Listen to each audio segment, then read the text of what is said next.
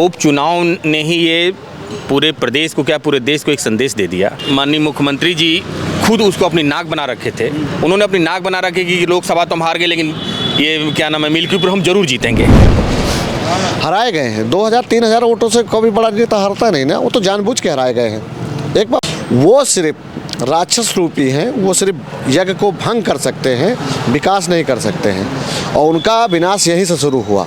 Milkipur seat उनके लेने से ही खतरा शुरू हो गया भारतीय जनता पार्टी का। हम ये सब कहते हैं ना कि हार को हार नहीं मानना चाहिए, उससे सीखना चाहिए। हम लोग सीख गए कि इनका मुकाबला कैसे करेंगे, और हम लोग 27 में ऐसे मुकाबला करेंगे कि हमको सिर्फ चुनाव नहीं जीतना है, हमको चुनाव के साथ साथ समाज को भी बचाना है। क्योंकि हमारे समाज के साथ क्या हो रहा है आप देख रहे हैं। समाज को सचेत कर दिया मिल्कीपुर के चुनाव से कि अब मिल्कीपुर के चुनाव में जिस तरह से प्रशासन ने नंगा नाच किया है, अब सिर्फ पीडीए की ताकत नहीं, पीडीए के साथ साथ हम लोगों को डीएम से लड़ना है, एसडीएम से लड़ना है, चुनाव आयोग से लड़ना है, पुलिस के अधिकारियों से लड़ना है। 9वीं बार जब मुख्यमंत्री जी गए तो बंद कमरे में एक एक करके अधिकारियों को बुलाया गया। पहले आए एसडीएम मिल्कीपुर, मुख्यमंत्री जी ने कहा कि सारे सुरक्षाकर्मी और अधिकारी बाहर चले जाएं। बंद कमरे में बात हुई एसडीएम से, और एसडीएम को मुख्यमंत्री जी ने अपनी भाषा में समझाया, और वो भाषा वही थी जो भाषा इंस्पेक्टर देवेंद्र पांडे ने प्रदीप यादव के साथ करी।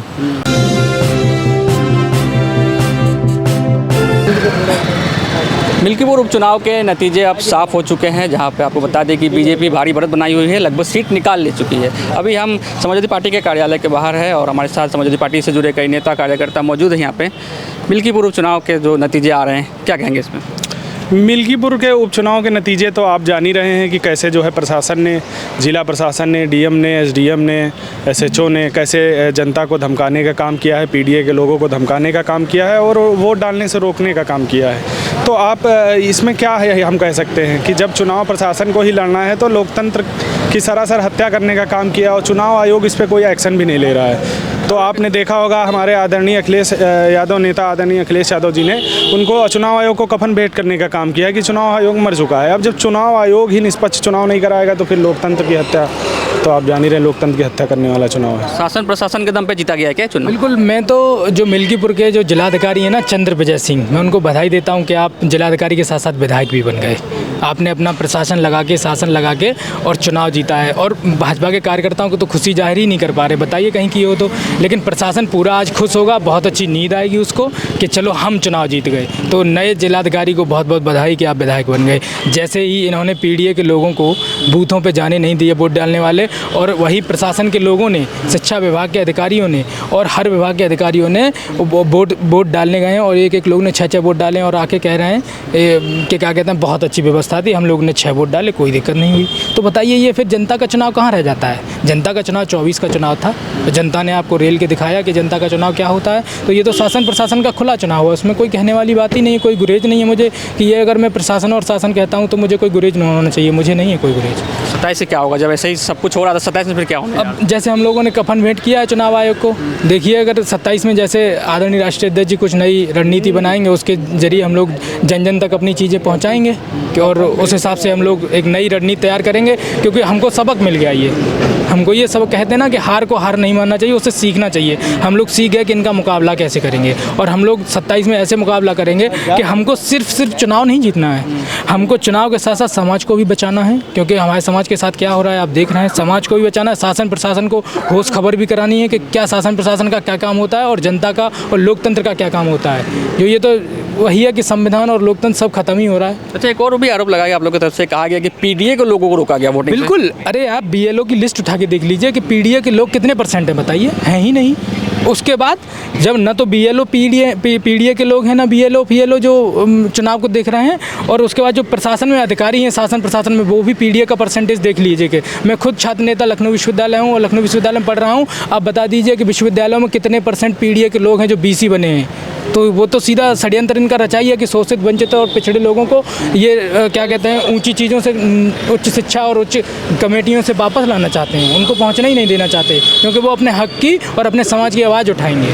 आप लोगों ने तो कफन भेंट किया है, पिंडदान भी कर दिया आप लोगों ने चुनाव आयोग का। क्या बताइए क्या करें। मैं तो मतलब बड़ा शर्मसार हूँ कि चुनाव आयोग को सोचिए एक प्रदीप यादव नाम के जो समाज सेवी थे वहाँ, उसको ऐसो बताइए, ऐसो की इतनी हैसियत है कि किसी पे आप ऐसे मुंह गाली दे रहे हो, और उसके बाद चुनाव आयोग ने क्या किया, उसको बर्खास्त तक नहीं किया। बताइए, तो चुनाव आयोग को मैं तो कहता हूँ कि अर्थी निकालनी चाहिए थी।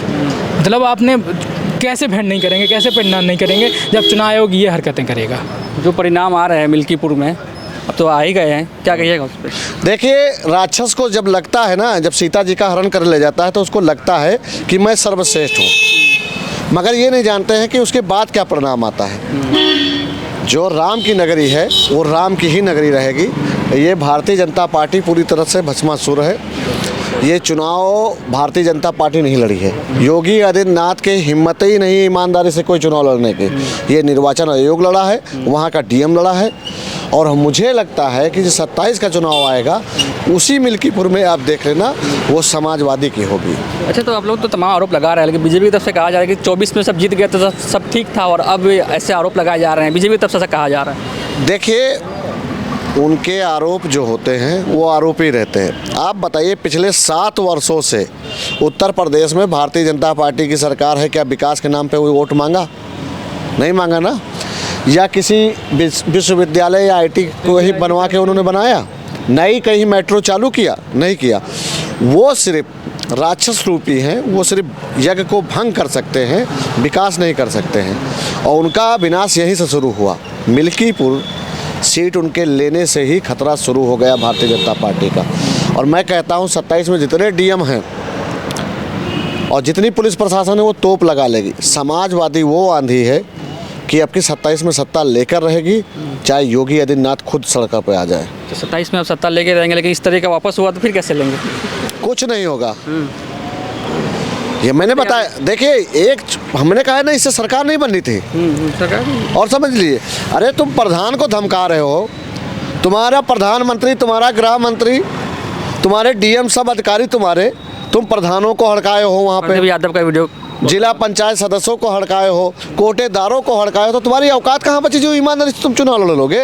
है हिम्मत हो तो आमने सामने आके लड़ लो। हम कह रहे हैं एक जगह पंडाल लगा लो, आमने सामने बहस कर लें आके। योगी कर सकते। जो दोगला है वो दोगला ही रहेगा।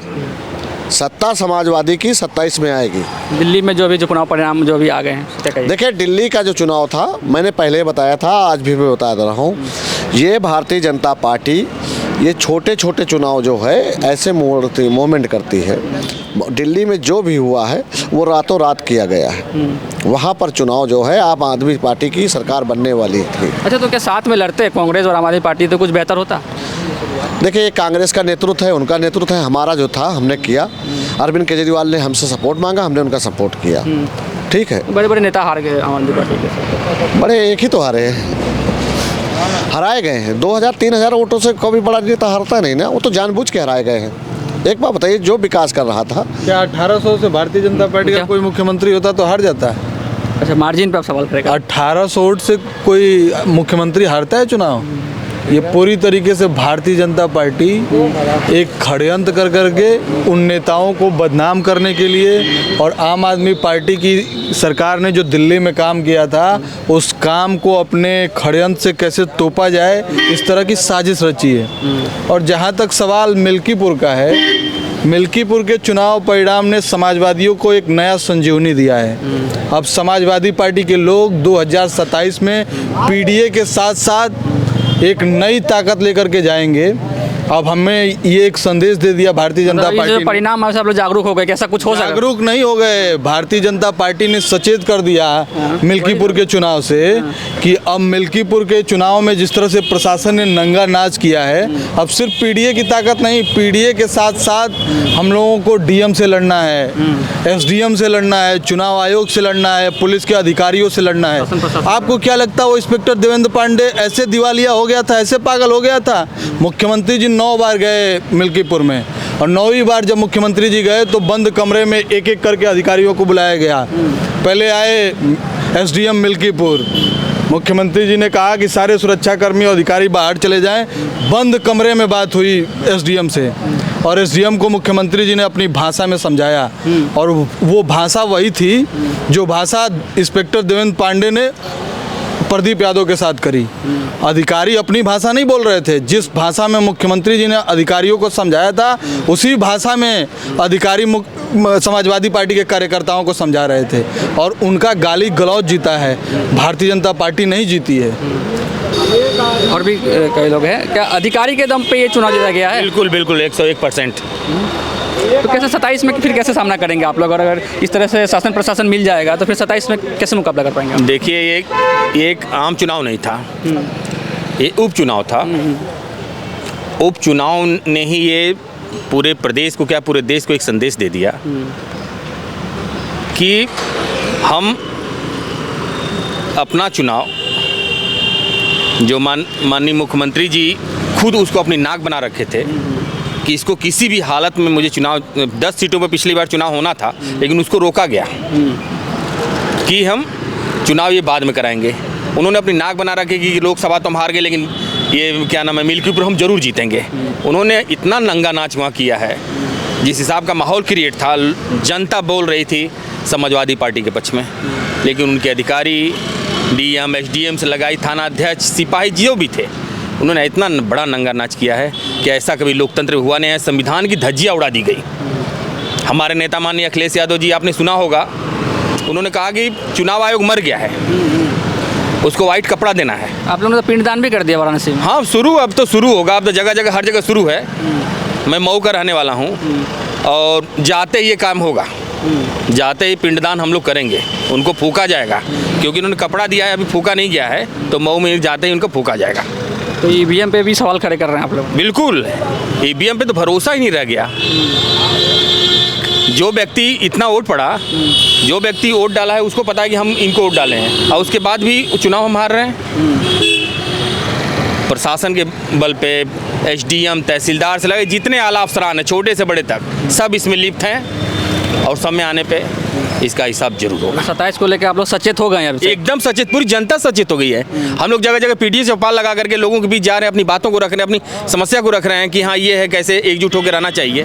हम लोगों को जोड़ने का काम कर रहे हैं और ये लाठी के बल पे लोगों को खदेड़ रहे हैं। ये कहाँ का इंसाफ है? ये लोकतंत्र की हत्या है। ऐसा काम नहीं होना चाहिए था, लेकिन अब हम लोग सारे पीडीए के समाज के लोग जो भी हैं वो सर सचेत हो गए कि अब इनसे लड़ने के लिए हमें एकजुट होना पड़ेगा। तो अभी अपने समाजवादी पार्टी के तमाम नेताओं को सुना, उन्होंने कहा कि शासन प्रशासन के दम पर ये मिल्कीपुर का उपचुनाव जीता गया है और हम बिल्कुल सचेत हो चुके हैं 2027 विधानसभा चुनाव के लिए। न्यूज़ भारतवर्ष के लिए अजित राय, लखनऊ।